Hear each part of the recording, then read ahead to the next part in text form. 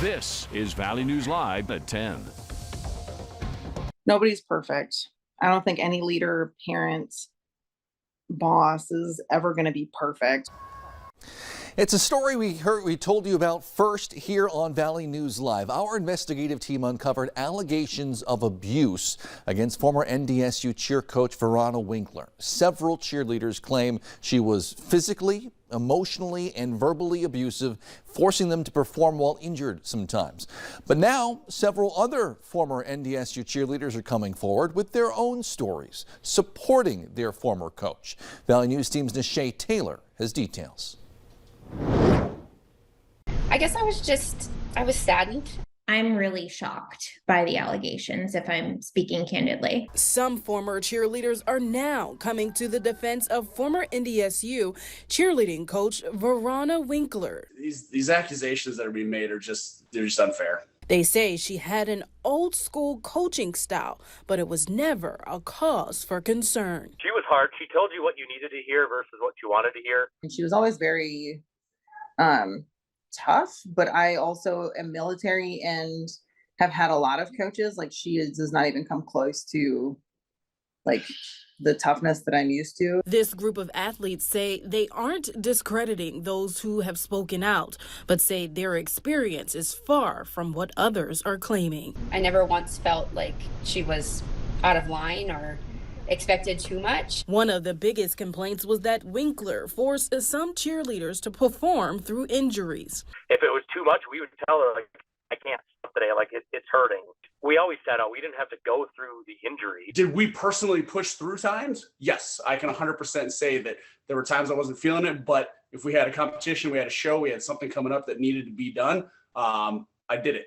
And some say they expect that type of coaching at the collegiate level. Every athlete, every sport at that collegiate level, you don't go in expecting, to stay the same. You're pushed to be better. They have a certain standard. They add a generational divide may even explain their difference in experiences. The mentality is different. So I could definitely see how her style could be misunderstood. But through it all, these individuals believe Winkler genuinely cared for all of the cheerleaders she coached over the years. We never once, doubted her coaching, where she was coming from, her heart. She really did care about us, and we all felt that. In Fargo, Nishay Taylor, Valley News Live.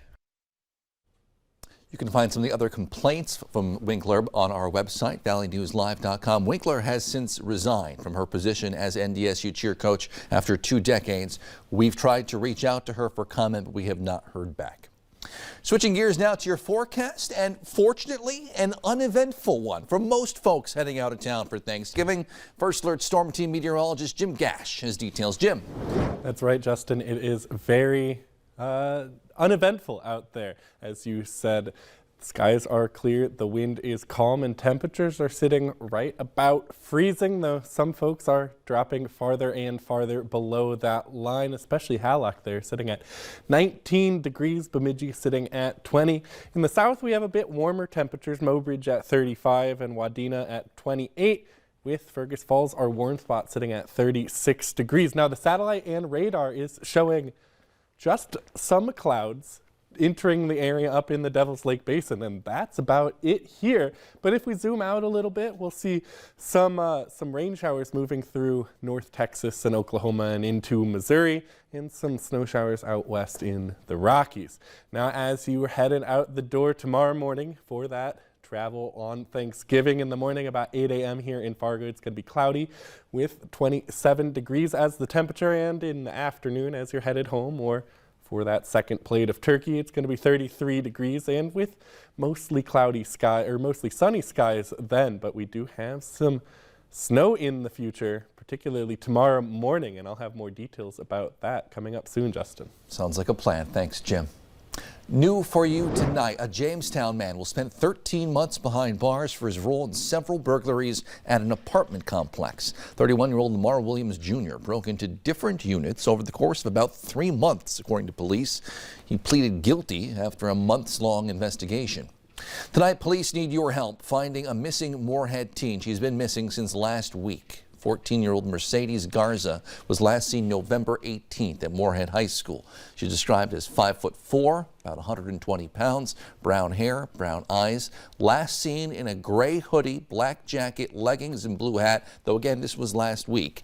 Anyone with information is asked to call police. We now know the names of 2 people who died in what police are calling a suspected murder-suicide shooting in Battle Lake, Minnesota.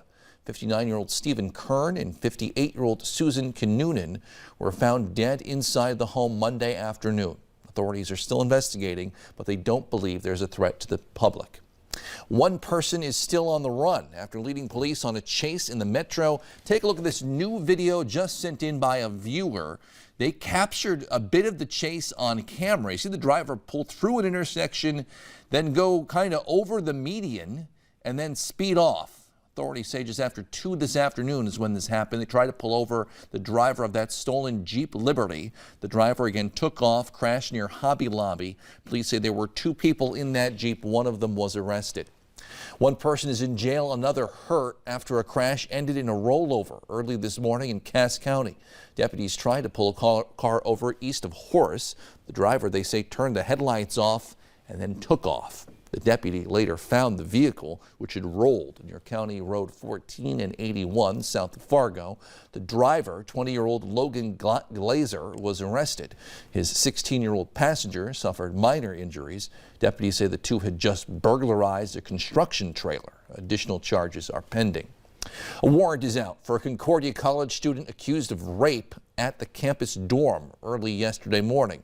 20-year-old Sean Anton is charged with criminal sexual conduct of a helpless victim. The victim told police she doesn't remember most of the night from over-intoxication, but remembers having no clothes on, a blanket over her head, and Anton holding her down. Key fob logs, police say, show him entering her dorm hall around 3:30 a.m. and then returning to his around 5:30. In a statement, the school says this is an active investigation. The college notified the campus about the report and included support resources available on campus. A man accused of killing a couple and their unborn baby last November is pleading guilty. Anthony Reese is charged with 2 counts of intentional murder and 1 of murdering an unborn child. Police say he opened fire at his place of work just minutes after being fired. After being escorted from Composite America, gunshots rang out. 43-year-old Richard Pittman, 32-year-old April Carbone, who were 35 weeks pregnant at the time, were both killed. New tonight, North Dakota's vote canvassing board met today to certify the results of the November 8th election. They determined 1 legislative contest was close enough to force an automatic recount. Very close. The mandatory recount for a House seat in District 43 in Grand Forks County will not change the balance of power in the chamber, but in unofficial returns, incumbent Representative Zach Ista defeated fellow Democrat incumbent Mary Adams by just 3 votes for the district's 2nd House seat. Republican Eric Murphy got the most votes in the state House race, just 42 more than Ista. The ballots will go back to the district for a recount next week. A group of local musicians found themselves stranded in New York over the weekend after Buffalo was drilled with 6 feet of snow. 2 Shields Hale and his team were in the area for the Native American Music Awards ceremony. They had to hunker down in a hotel for a few days because of all the snow. Well, North Dakotans, of course, are no stranger to blizzards. Hale says this was unlike anything he's seen. There were a few times, but not as major as what I've seen here in Buffalo, because they live right off Lake Erie. I've never really experienced 6 feet of snowfall in 24 hours. That's a lot of snow. While they're on their way back, folks driving out of town for the holiday are seeing some of the cheapest gas prices in nearly a year. Gas Buddy shows the Sam's Club in Fargo is selling regular unleaded at $3.01 a gallon, Costco $3.02, and the Casey's and Love's, both on 32nd Avenue South, are selling it for $3.05. Across the country, the national average a bit higher, $3.60, still down almost 15 cents from where it was just 1 week ago, according to AAA. North Dakota's statewide average, $3.49. Minnesota, it's $3.42. Prices are still about 20 cents higher than they were this time last year. Local organizations are giving back with a hot meal for the holiday. Tomorrow you can get a meal at Blessed Sacrament Catholic Church in West Fargo from 11 till 2. In Grand Forks, Northland's Rescue Mission will be bringing the Thanksgiving meal to you. Free meals delivered tomorrow, though you do have to call ahead. Leave your name, address, phone number, and the number of meals you need for them. Good news for skiers. It's nearly opening day at Detroit Mountain, east of Detroit Lakes. Organizers say the snow machine's been working hard. Staff's been putting the finishing touches on all of the recreation